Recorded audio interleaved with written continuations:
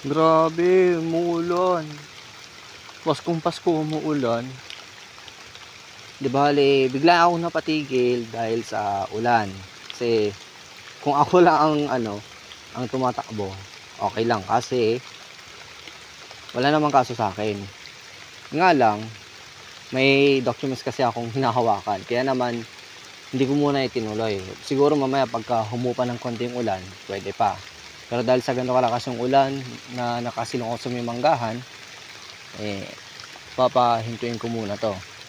Pagkatapos na huminto ito, or pagka medyo mahina na yung ulan, yun, pwede na magpatuloy.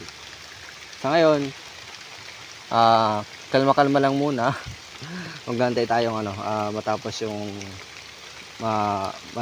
itong buhos ng ulan.